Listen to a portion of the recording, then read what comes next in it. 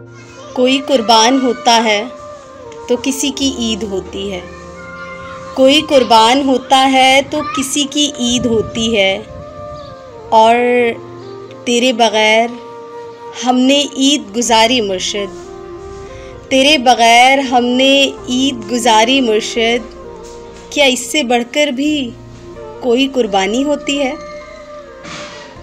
आप सबको मेरी तरफ़ से ईद की खुशियाँ बहुत बहुत मुबारक हो। लेकिन एक गुजारिश है कि इस ईद के साथ अपने दिल से नफ़रतें, हसद, बुग़्ज़, कीना, इस तरह की तमाम बुराइयाँ निकाल दें, क्योंकि ज़िंदगी बहुत मुख्तसर है। ये तमाम चीज़ें कुर्बान कर दें ताकि अल्लाह रब्बुल इज़्ज़त की बारगाह में आपकी की गई तमाम कुर्बानियाँ कबूल हो जाएं।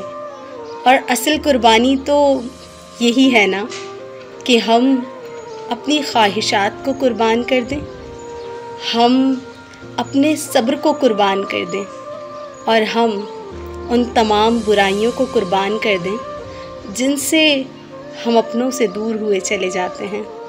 एक बार फिर आप सबको ईद मुबारक।